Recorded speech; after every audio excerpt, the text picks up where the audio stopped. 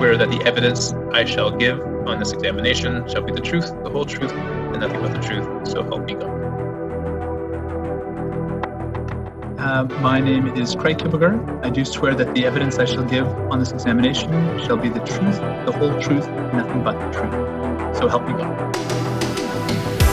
The 10 minutes that we've now consumed on technical glitches not be subtracted from the 4 hours of testimony that the committee obliged of the witnesses.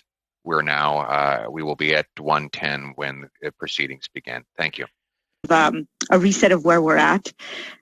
There has been a concern over on the opposition side that there is some sort of a cover-up or some hiding in documents that, in redacted documents that have been submitted. And then on our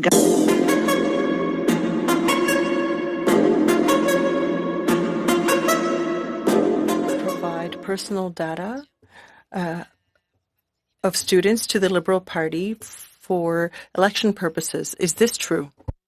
Ma'am, if I may say, if a fraction of what we've heard over the past 4 weeks was true, published in media or shared on social blogs or shared even by various politicians, our face would go pale. This is one of the many things that are incorrect that are being circulated. Okay, Mr. Angus, you're up 2.5 minutes. Thank you, Mr. Chair. So Sophia Marquez, who does government relations with you, her bio says that she does, she works as a liaison with government, and yet she's not registered to lobby. Why don't you guys register to lobby government? Happy to speak to the question, sir. So Sophia Marquez, who does government and stakeholder relations, if I may just correct you, sir, that's her title, engages multitude of stakeholders across provincial governments. But why don't you register to lobby? Because, sir, in fact, engaging the federal government is a relatively, it has never been more than a few percentages of our budget. Yes. In fact, it represented last year 1.03%. But how little the money you get has nothing to do with the legal obligations. It's how much time is spent. So in the last month, I mean, you've been heavily involved in these programs with Minister Chagger, Minister Ning, Bill Morneau's office is involved. Are you telling me that, you know, that somebody in your office wasn't spending at least 7.5 hours a week doing this? Because that preparation is lobbying. Sir. Why don't you register to lobby? Okay, time to answer. Thank you. Previous to this point, and if I may clarify this point, the government came to us to ask for assistance on a program. Previous to this point, this was highly unusual for us to be spending any significant amount of time with the federal government on these type of proposals. But you're getting lots of money from them. I mean, YMCA registers to lobby, the Heart and Stroke Foundation, and they don't get nearly the kind of money that you guys have gotten. So they all register. The lobbying registry is full of charities except your organization. And yet none of them, say, for example, hire the Prime Minister's mother or the Prime Minister's brother or they have the Prime Minister's wife or Bill Morneau's daughter or fly Bill Morneau. It's the image that you're giving here is that you're getting influence by the kind of power that you have. So when you call, man, they call you. That is lobbying, and you have an obligation, and you are not meeting that obligation. Okay, we will go to the answer, and that will be it. If you could give the answer, gentlemen. I will happily stand corrected by our counsel, but based on my understanding, those things that you identified, hiring the adopted daughter of Uganda of an individual, having a mother of an elected official, not an elected official capacity, but as a speaker on mental health, these things I don't believe are actually defined as lobbying. Well, they're defined under the Conflict of Interest Act as the family of the public office holders that you're lobbying. If you read, I mean, Bill Morneau never read the Conflict of Interest Act. I think you guys should, and maybe the Lobbying Act as well. Mr. Angus, we're going to allow an answer, and then we're going on to Ms. May. An answer, please, gentlemen. And sir, the proportion prior to this conversation with the government, when the government approached us, when Ms. Mornick approached us with this opportunity, we have received, approximately, give or take, $5 million or so from the federal government, to the best of our knowledge, over many years, going back to 2013. Information provided to me, but that's a relatively small, very minuscule, under 3% portion of our budget. And it's not the size of the budget. Mr. Angus, we want an answer. Mr. Angus. Well, I know, but he's already said that, Chair. We need an answer on the lobbying. Mr. Angus, they need time to give an answer on the lobbying, and your question round is over, so I'm giving the gentleman time to answer the question, and then we'll go to Ms. May. Thank you, Chair. We really appreciate it. Mr. Angus, we hear your question. We understand your concern. The answer is that previous up to this point, we've had virtually very limited engagement with the federal government seeking funds. And they, at this point, approached us. You're hanging with their family. Program. Come on. Okay. You got a little further answer there, gentlemen. We'll go to Ms. May. Monsieur le Président, j'aurais un point d'ordre. Mr. Chair, I have a point of order. Mr. Fortin.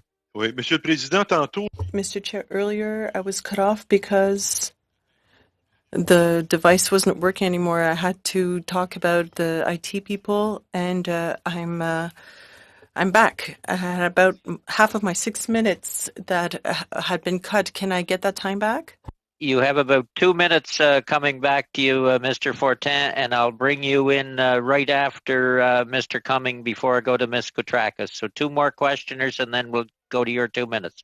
Merci, Ms. May? Monsieur le Président. May I also ask a question? Sorry, where are we at here? Gentlemen, you wanted to give a further answer? I apologize. The clerk had agreed that every hour we would be provided about a 5 to 10 minute pause. We understand that this is quite unprecedented. Spending 4 hours. I haven't had a chance to even spend 4 hours with my 2 little girls in the last month.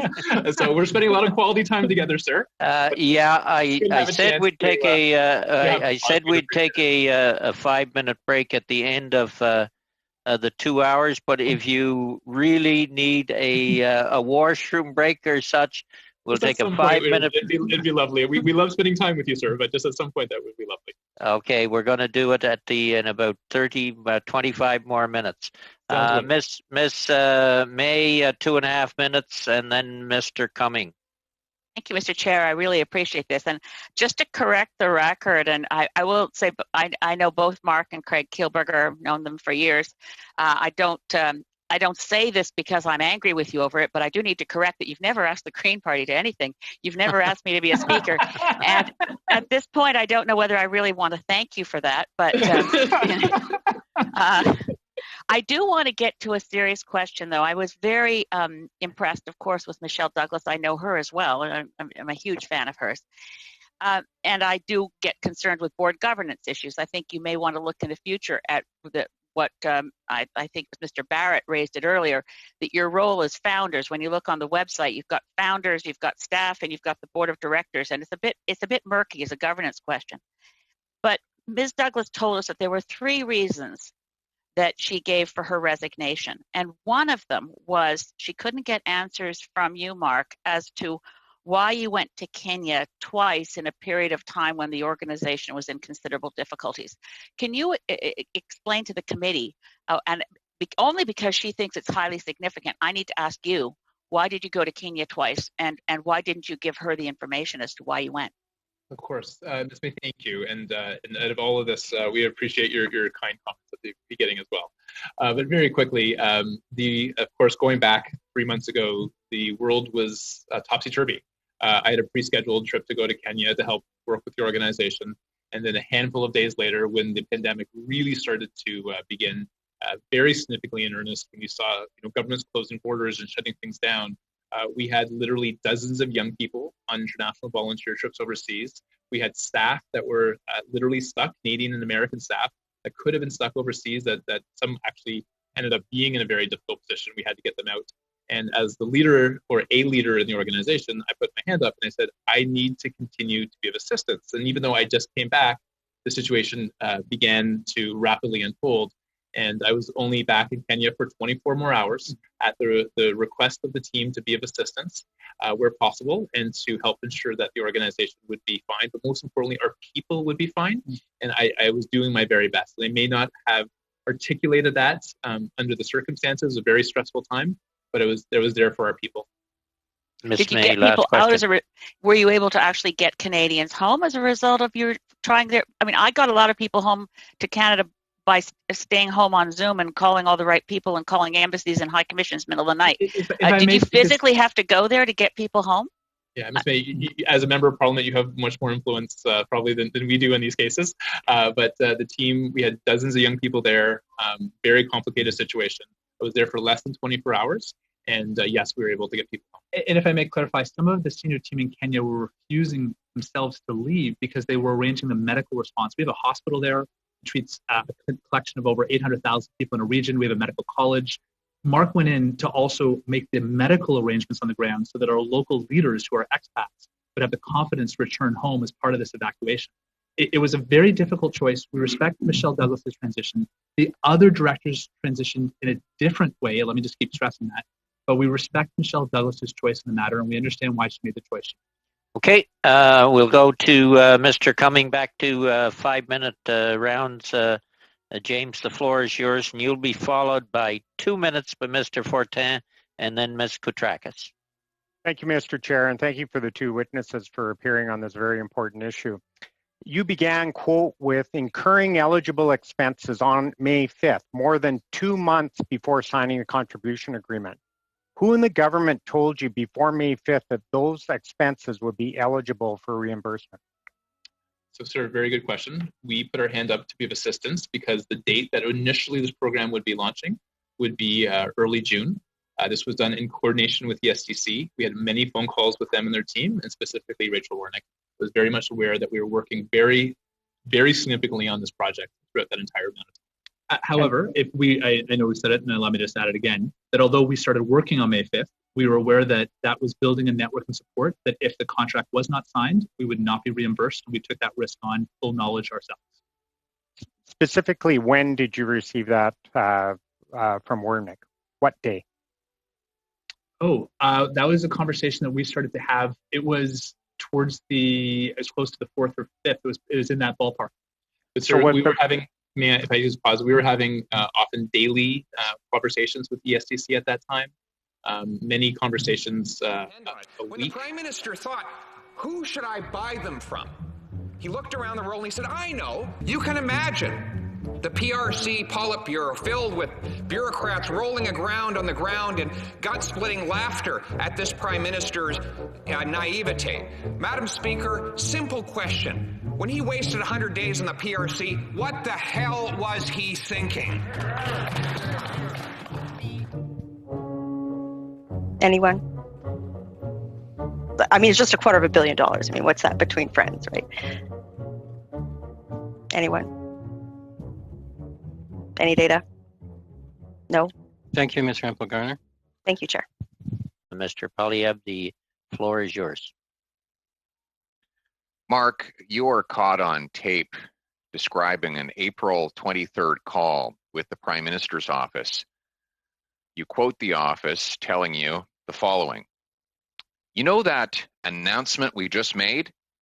Would you be interested in helping us implement it? You now deny that call. Was it a figment of your imagination? Mr. Poilievre, the call that you're speaking about was to a group of potential nonprofit partners. We were very excited about the prospect of the program. I got a little bit ahead of myself. I didn't have full details. I misspoke. As soon as I realized I misspoke and that was brought to my attention, I apologize, and I do apologize again. So the Prime Minister's office never called you, and you never called the Prime Minister's office on April the 23rd? Sir, that is very much correct. The Prime Minister's office never did call us. Craig has the details. He was the one that was having the conversations. I got it. With the so Prime Minister's that's office. all I needed to know. Just we will let the witness answer the question. Go ahead, Mark. Yeah. Mr. Chair, thank you. Just because we are together for I believe, a relatively unprecedented 4 hours together, we just want to make sure that we can provide as much context as possible so the answers to the questions can be provided with full context. Craig has the most specific details, sir, to those conversations because he was the one that was leading up. Thank you. All right, so you just imagined a call on a specific date with specific words spoken that you recounted words that were spoken for a date of a call that just didn't happen. So what I shared was again incorrect. I shared that we had an opportunity to share this message. I was very excited.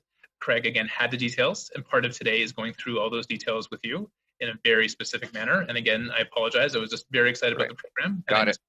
Yeah, the National Post obtained a memo in which, Mark, you said, and I quote, "I'm thrilled to share that we have been invited by the Prime Minister and Canadian heritage to host a unique We Day event in Ottawa on Canada Day weekend 2017. So the Justin Trudeau personally called you, or was it Craig that got the call from Justin Trudeau? Hi, sir. I'm happy to speak to that question. It was in regards to the fact that the Prime Minister had announced $200 million in funding supporting organizations across Canada for national celebrations on Canada 150. Right. Heritage was the group that we engaged with. We submitted a formal proposal through Heritage. Right. And that wasn't the question. That wasn't the question. The question was, did the Prime Minister personally call? Because that's what the wording of the statement was, that you were thrilled that we have been invited by the Prime Minister.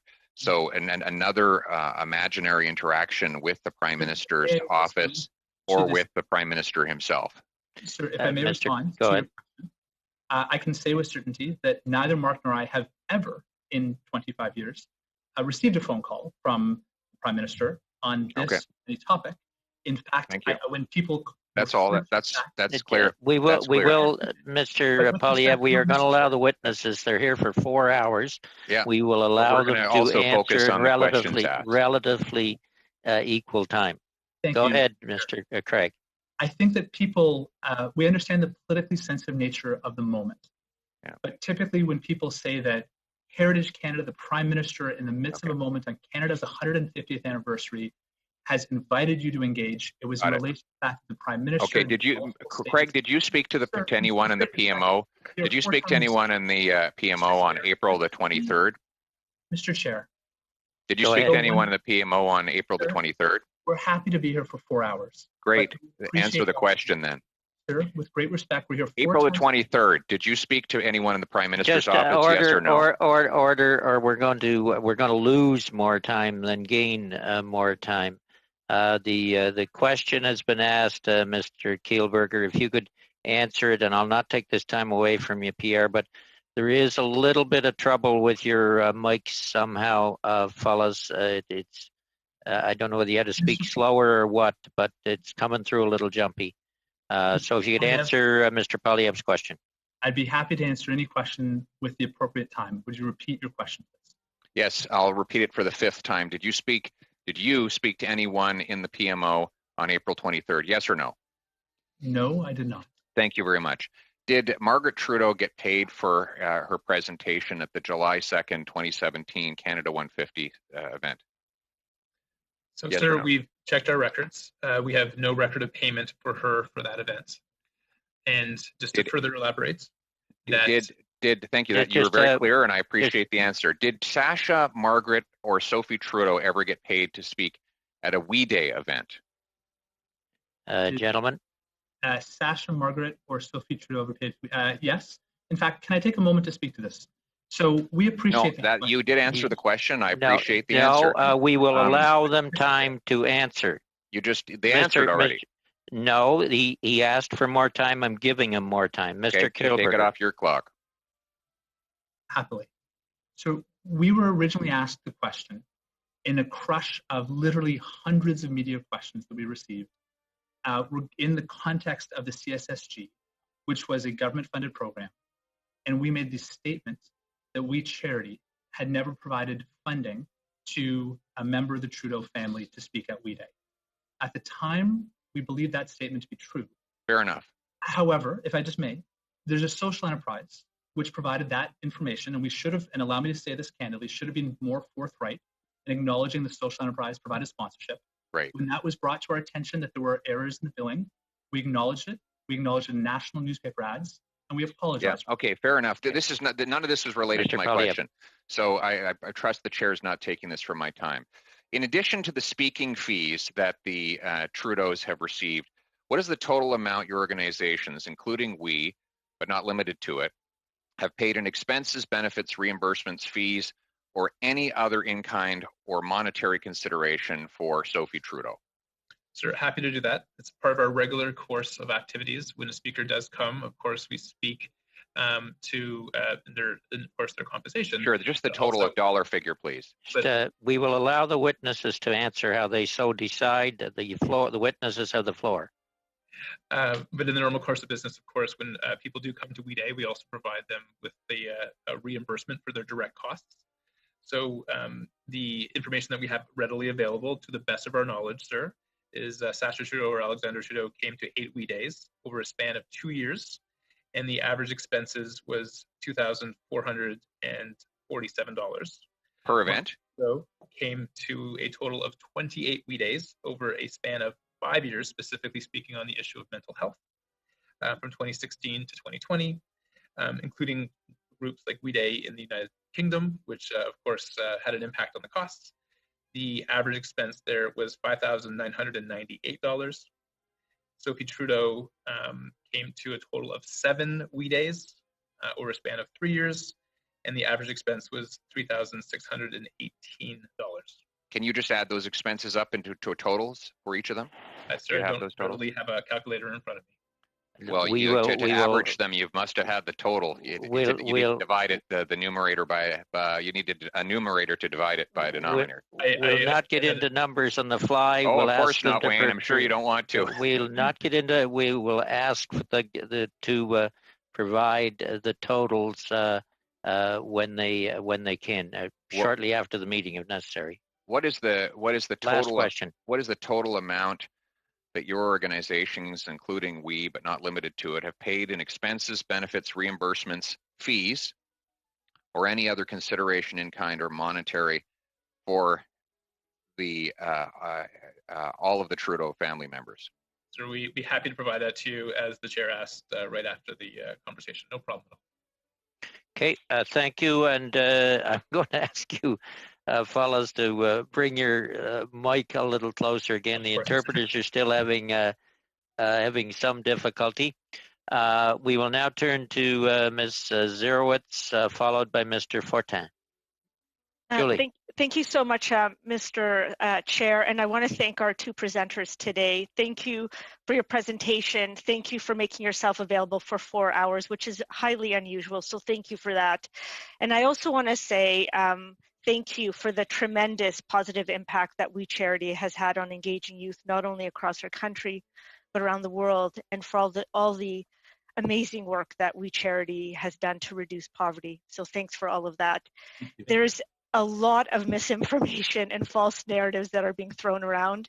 And so I'm going to try to get to some facts, because I think Canadians who are listening need to get to those facts. The first thing is we're hearing a lot of $1 billion contract, and it gives the impression that We is getting $1 billion, and that was what the agreement with the government was.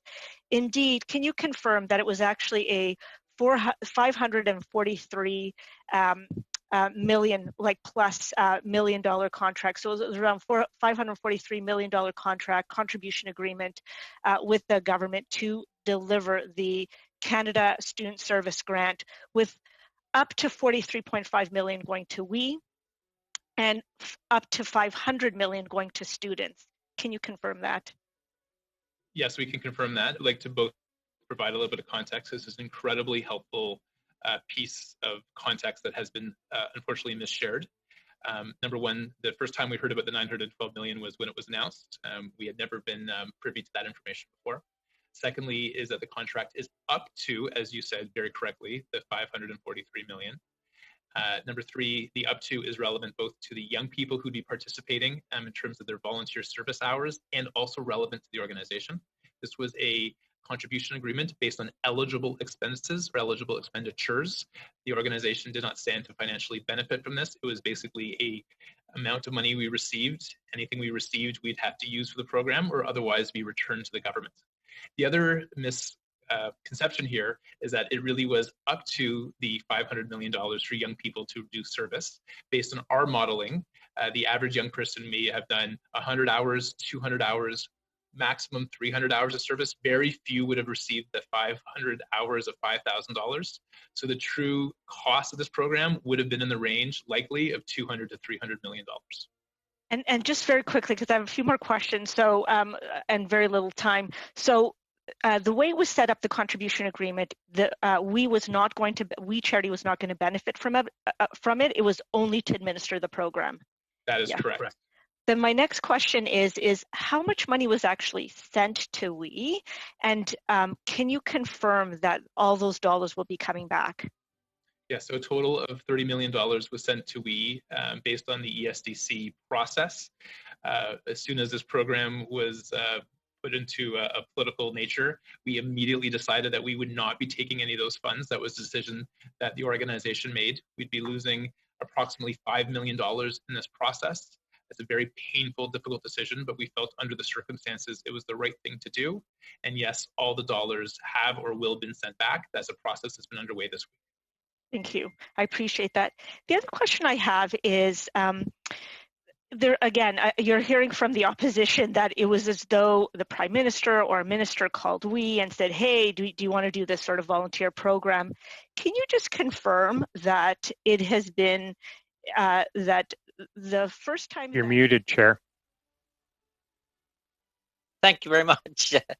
Thank you very much, Ms. Douglas, for those remarks. And I know I speak for the committee when I say thank you for your service to the country through the military, your service as a public service through the Department of Justice, and your human rights activism that has been responsible for changing some of the social policy in Canada indeed. So I thank you for that.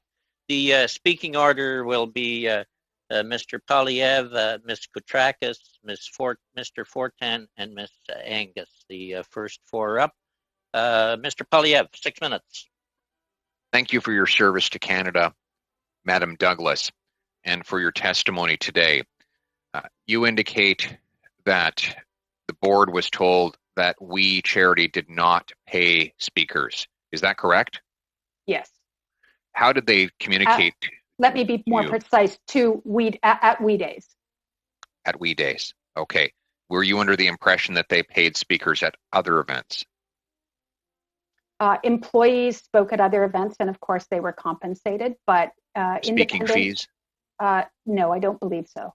And so to your knowledge, no one on the board was ever informed that speaking fees would be paid for outside participants to come to We events and give speeches? At least to We Days, which was the focus of our inquiries, that was my understanding. So were you surprised to learn that Margaret, Sophie, and Sasha Trudeau received over $300,000 in speaking fees? I don't know the precise nature of what they were paid for, but if it was exclusively to speak on the We Day stage, that would have surprised me. And would it have surprised you if it was to speak at any other event related to the We Charity? I never made inquiries into that kind of an adjunct or associated area, so I just don't know about that particular aspect. And we, Chair, and the Kielburgers or We Charity ever expressly communicate to the board that speakers were not paid for We Day events? They did. They did. Okay. Or that may have come from the executive director of the organization, but I know the board made inquiries into that. Who was that executive director? It was one of two. I can't be precise on the time. It was either Scott Baker or Dalal El-Wahidi. Thank you. The Kielburgers justified their mass layoffs in March on the basis of financial trouble they anticipated linked to the coronavirus outbreak. Did I understand you correctly when you described that? Well, they were certainly seized of issues surrounding the impact from the virus, but and I know that the organization was being impacted significantly. For example, schools were closing. We Days had to cease, and the Me to We entity could no longer run trips or have retail operations. So there were significant implications for the organization. And the Kielburgers or the management of We tell the board that that's why they were laying off people in March? Essentially, that was a reduced kind of essence of why people were being laid off. Yes. So the Kielburgers suggested that they were having financial hardship at the time. I wouldn't characterize it as financial hardship, but that I think they were looking to the future implications of sponsorship, and they were talking to sponsors at the time, but I don't believe they referred to the organization as being in a financial kind of hardship or vulnerable situation. Is that why you objected to the layoffs? Well, I objected to the layoffs not as a matter, kind of a general matter. Perhaps it was necessary. I objected to the fact that they were being done without the full consultation of the board and have detailed information provided to us that would confirm that it was absolutely necessary to proceed in that way.